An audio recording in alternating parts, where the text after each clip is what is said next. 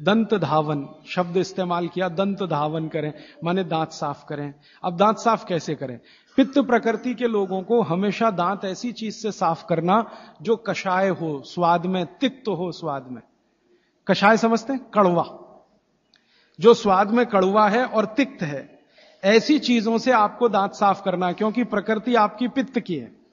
तो पित्त को कम करना, कंट्रोल करके रखना, यह कषाय और तिक्त स्वाद की चीजों से ही होगा। तो इसका मतलब यह है कि आप नीम का दातुन करें, जो कषाय भी है तिक्त भी है। भागवत जी ने कॉलगेट के लिए मना किया है। कॉलगेट था ही नहीं तो लिखा भी नहीं है उन्होंने कहा कि आप नीम का दातुन करें। और नीम से भी अच्छा एक दातुन उन्होंने बताया, मदार। मदार समझते हैं? मदार का एक पेड़ होता है, वो कहते हैं नीम से भी अच्छा है, क्योंकि वो और ज्यादा कषाय है और ज्यादा तिक्त। फिर एक है बबूल, फिर एक है अर्जुन। अर्जुन की छाल आपने पिया ना, अर्जुन की दातुन भी होती है। तो ऐसे 12 वृक्ष उन्होंने बताए हैं, नीम है, मदार है, अर्जुन है, फिर ये जो होता है ना आम, बबूल है, आम है, अमरूद है, ऐसे 12 वृक्षों का उन्होंने वर्णन किया है कि इनकी दातुन ही करना, इसके आगे 13वें वृक्ष की नहीं। और वो डिटेल लिखा है किताब में, आप ले सकते। जब उन्होंने आगे लिखा है वो मैं अभी बता दूं। वो ये कहते हैं कि जीवन में जो ऋतु है, ऋतु गर्मी है, फिर सर्दी है, फिर बरसात है, 3 तो मुख्य ऋतुएं हैं, फिर इनकी उप ऋतुएं हैं, तो 6 हो जाती हैं, शरद है, शिशिर है, वसंत है। तो मोटा मोटा बता देता हूं, ज्यादा बारीक आपको याद नहीं रहेगा। वो ये कहते हैं कि जब गर्मी का सीजन है, गर्मी माने अप्रैल से शुरू कर लीजिए, उगादी से शुरू कर लीजिए, नहीं तो आप मकर संक्रांति से ही मान लीजिए। तो मकर संक्रांति से लेकर जब तक गर्मी है माने बारिश नहीं होती, तब तक नीम के दातुन की बात कही उन्होंने। तो इसमें चैत्र भी आएगा, वैशाख भी। अब आप पुरानी चीज जरा देखिए कि हमारे बचपन में हमारी दादी कहती थी कि देख चैत्र का महीना लग गया, नीम के पत्ते खा ले तो अगले 1 साल तक बीमार नहीं पड़ेगा। तो वो समय यही आता है जो भागवत जी का कैलकुलेशन। क्यों? ये जो समय है इसमें पित्त को भड़कने से बचाने में सबसे बड़ी मदद ये करेगा नीम। तो नीम का दातुन, नहीं तो बबूल का दातुन, नहीं तो मदार का दातुन, लेकिन गर्मियों में सबसे अच्छा नीम है। दूसरा सबसे अच्छा बबूल है गर्मियों में। और सर्दियों के दिन में सबसे अच्छा दातुन है अमरूद। अमरूद के पेड़ का दातुन सर्दियों में सबसे अच्छा, अमरूद के पेड़ का।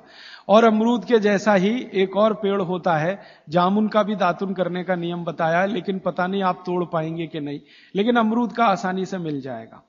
और फिर ज्यादा बारिश के दिनों में जो वो बोलते हैं, तो आम का भी कर सकते हैं, अर्जुन का भी कर सकते हैं।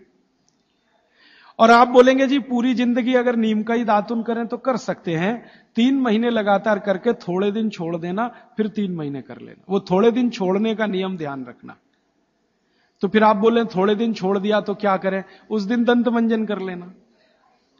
दंत मंजन के लिए वो ये कहते हैं कि आप जिस एरिया में रह रहे हैं वहां का तेल, और जिस क्षेत्र में रह रहे हैं वहां जो उपलब्ध लवण माने नमक, और जिस क्षेत्र में रह रहे हैं वहां की उपलब्ध हल्दी, ये तीनों मिलाकर आप पाउडर बना के दांत पे घिस सकते हैं। ये बहुत अच्छा दंतमंजन उन्होंने माना।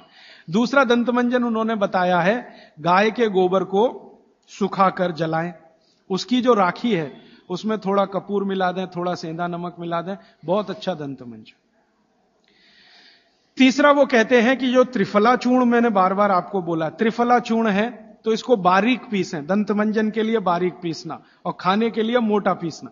तो बारीक त्रिफला चूर्ण, थोड़ा सेंधा नमक, बस मिला के दांत पे घिसें तो ये दंतमंजन। ऐसे 8-10 तरह के दंतमंजन है, 12 किस्म की दातुन है। तो आप ये जरूर करें, माने टूथपेस्ट बंद करें। अब क्यों करें टूथपेस्ट बंद? भागवत जी और आधुनिक विज्ञान को जरा जोड़ता हूं। आप पित्त के असर में हैं, जान लीजिए।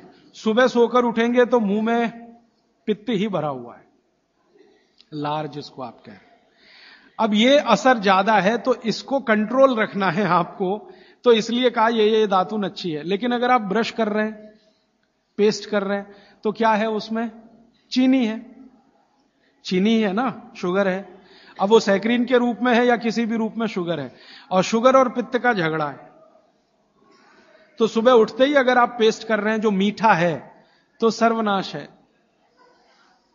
मीठा ब्रश माने मीठा पेस्ट पित्त में मिलाएं तो पित्त को तो बिल्कुल खराब करेगा ही और मुंह को भी खराब करेगा, क्योंकि सुबह का मुंह आपका मीठे के असर में आया, मीठे के असर में, तो 101% चांसेस हैं कि आपके दांत खराब होना जल्दी शुरू हो। और मेरा ऑब्जर्वेशन है कि जो ज्यादा पेस्ट कर रहे हैं उन्हीं के दांतों में कीड़े सबसे ज्यादा लग रहे हैं। कीड़े लगना माने दांत खराब होना। आप बंद करिए, ये अच्छा नहीं, विज्ञान के हिसाब से बहुत खराब, और धर्म के हिसाब से तो और भी खराब है। मैं कई बार यहां बोल के गया हूं, सभी कॉलगेट, क्लोजअप, पेप्सोडेंट जैसे टूथपेस्ट मरे हुए जानवरों की हड्डियों से बन रहे हैं। जैसे कॉलगेट बन रहा है मरे हुए सुअर की हड्डियों से। ये प्रयोगशाला में प्रयोग करके हम प्रमाणित करने के बाद बोल रहे हैं आपसे, क्योंकि मैं जानता हूं सामने वाली कंपनी मेरे खिलाफ केस कर सकती है। फिर भी मैं बोल रहा हूं कि कॉलगेट बन रहा है मरे हुए सुअर की हड्डियों से, पेप्सोडेंट बन रहा है मरी हुई गाय की हड्डियों से, क्लोजअप और फॉरहंस बन रहे हैं बकरी और बकरे की हड्डियों से। और अगर आप शाकाहारी हैं, चुस्त जैन हैं और सवेरे सवेरे हड्डियों को घिस रहे हैं, तो कहां धर्म पालन हो रहा है। और आप तो जैन हैं तो इतना जान लीजिए कि प्रत्यक्ष हिंसा का जितना पाप है ना, परोक्ष हिंसा का पाप भी उतना ही है। तो किसी कंपनी ने आपके लिए बनाया टूथपेस्ट, माने उसने मारा जानवरों को, उसमें से निकालने के लिए हड्डियां आपके लिए बनाया, तो पाप आपके ऊपर उतना ही है जितना उस मारने वाले के ऊपर है। तो कसाई का पाप अपने सिर पे क्यों लेना? तो क्यों ये कॉलगेट, क्लोजअप बंद कर दीजिए। दातुन पे आइए, नहीं तो दंत मंजन। आप कहेंगे चेन्नई में दातुन नहीं मिलता, नहीं मिलता तो दंत मंजन बताया उन्होंने, वो आप बना लीजिए। तरीका मैंने बता दिया। सभी ऋतुओं में एक दंत मंजन वो कहते हैं कॉमन है। त्रिफला चूर्ण का दंत मंजन किसी भी ऋतु में किया जा सकता है।